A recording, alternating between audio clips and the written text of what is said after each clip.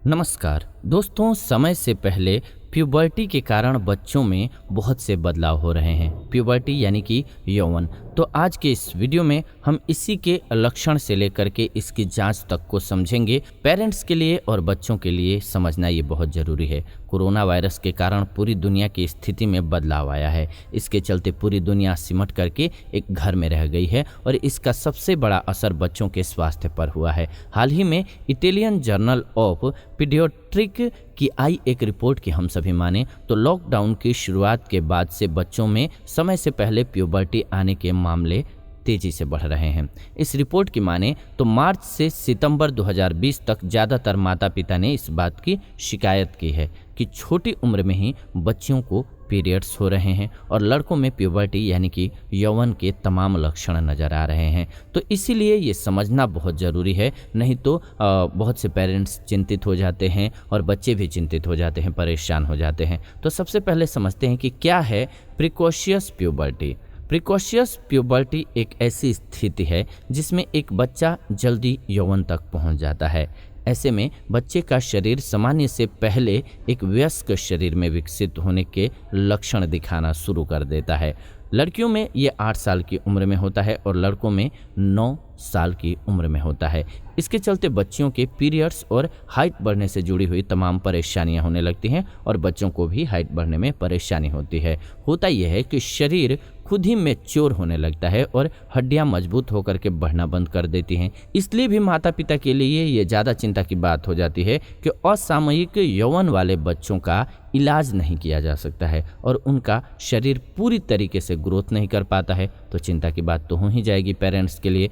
Precocious puberty के कारण क्या है? प्रिकॉशियस प्यूबर्टी के पीछे कई कारण होते हैं, जिनमें से कुछ शारीरिक तो कुछ वातावरण से जुड़े हुए कारण होते हैं। कुछ प्राथमिक कारणों की बात करें तो अंडाशय, अधिवृक्क ग्रंथियों, पिट्यूटरी ग्रंथि या मस्तिष्क पर ट्यूमर या वृद्धि के कारण हो सकता है कि ऐसी स्थिति आई हो। अन्य कारणों में केंद्रीय तंत्रिका तंत्र की समस्याएं, बीमारी का पारिवारिक इतिहास या फिर कुछ दुर्लभ आनुवंशिक सिंड्रोम शामिल हो सकते हैं। कई मामलों में विकार के लिए कोई कारण नहीं पाया जा सका है, लेकिन ये समस्या जरूर आ रही है। 2 प्रकार के अनिश्चित यौन हैं, जैसे कि पहला है गोनेडोट्रोपिन डिपेंडेंट। इसे केंद्रीय अनिश्चित यौवन के रूप में भी जाना जाता है। यह युवा अवस्था का सबसे आम प्रकार है। अधिकांश लड़कियों और आधे युवा लड़कों में यह होता है। इस प्यूबर्टी की शुरुआत गोनाडोट्रोपिन नामक हार्मोन के प्रारंभिक स्त्राव से होती है।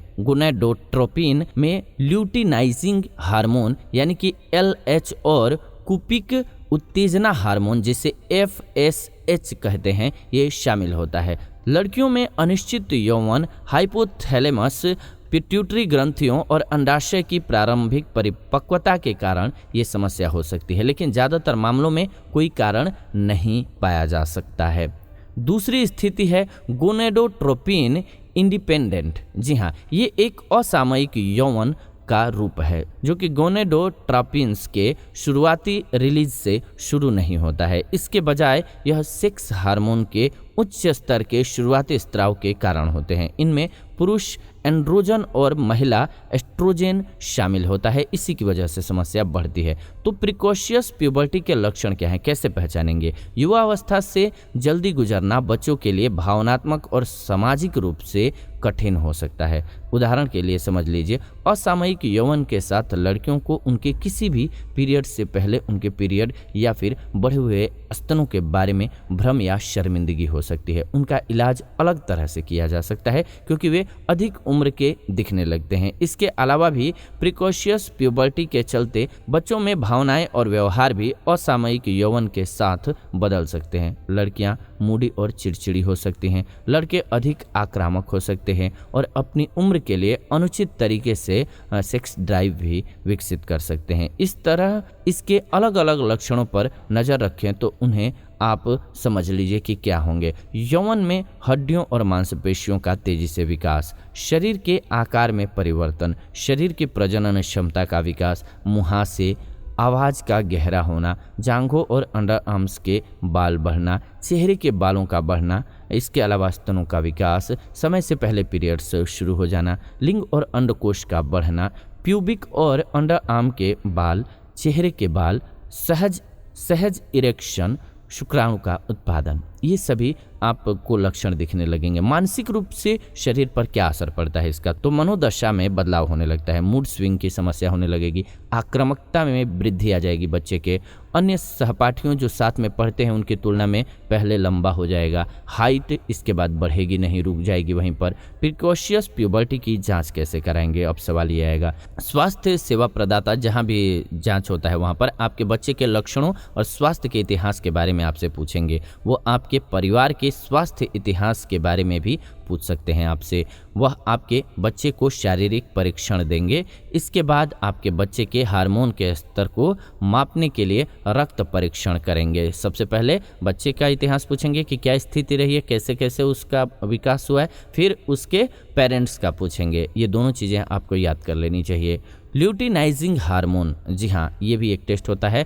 फोलिकल स्टिमुलेशन हार्मोन, इसके अलावा टेस्टोस्टेरोन टेस्ट और थायराइड हार्मोन, ये टेस्ट किया जाता है। गोनेडोट्रोपिन उत्तेजक हार्मोन मस्तिष्क में हाइपोथैलेमस द्वारा बनाया जाता है। ये पिट्यूटरी ग्रंथि को गोनेडोट्रोपिन जारी करने का कारण बनता है। इसके बाद लड़कियों में अंडाशय या लड़कों में सेक्स हार्मोन बनाने लगता है ये। इसके अलावा कुछ और टेस्ट भी इसके लिए किया जा सकता है, जैसे कि एक्सरे किया जा सकता है, अल्ट्रासाउंड किया जा सकता है, MRI किया जा सकता है।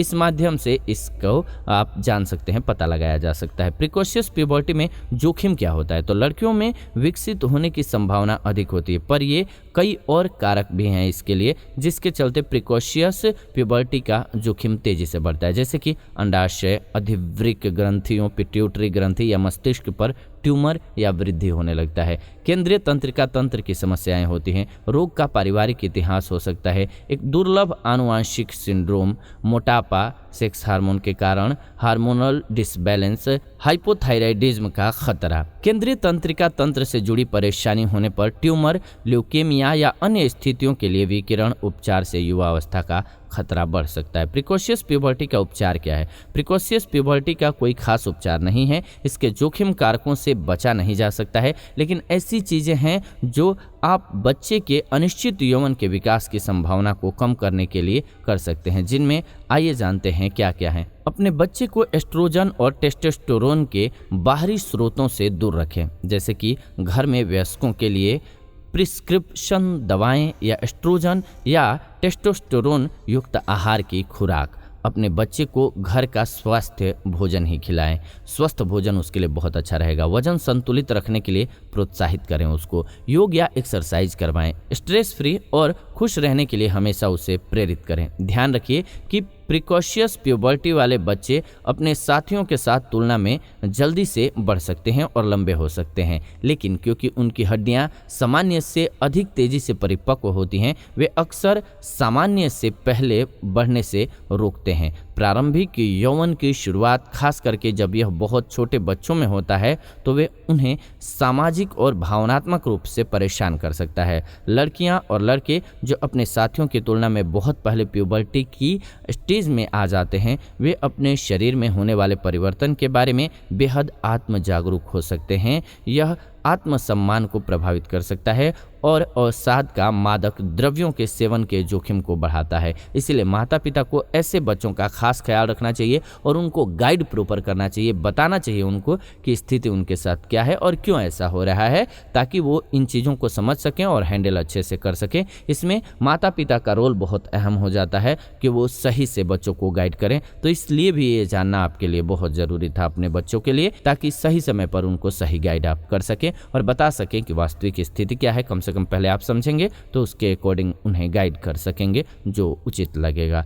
तो उम्मीद है कि ये जानकारी आपको अच्छी लगी होगी। अगर कुछ मन में सवाल आ रहे हों, कुछ अभी इसमें अगर संदेह हो आपको, तो कमेंट्स के माध्यम से लिखिए, उसके जवाब वीडियो के माध्यम से दे देंगे या फिर वहां पर आपको लिख करके जवाब मिल जाएगा। ऐसी ही जानकारीपूर्ण वीडियो इस चैनल के माध्यम से हम लेकर के आते रहते हैं। तो ऐसी जानकारीपूर्ण वीडियोज के लिए चैनल को सब्सक्राइब कर लीजिए, बेल नोटिफिकेशन को ऑन कर लीजिए, ताकि नई वीडियो जब भी हम लाएं नोटिफिकेशन आपको सबसे पहले मिले। साथ ही साथ वीडियो को लाइक कर दीजिए, शेयर कर दीजिए व्हाट्सएप पे, फेसबुक पे, ताकि सभी को वीडियो मिल सके। आप देख रहे हैं जीवन रक्षा चैनल। इस वीडियो को अंत तक देखा आप सभी ने, इसलिए दिल से धन्यवाद। विदा लेते हैं इस वीडियो से, जुड़ेंगे नई वीडियो में नई जानकारी के साथ। तब तक आप सभी खुश रहें, स्वस्थ रहें। जाते जाते कमेंट्स के माध्यम से अपना कीमती सुझाव जरूर दें कि आगे किस प्रकार के और वीडियो देखना चाहते हैं आप इस चैनल के माध्यम से।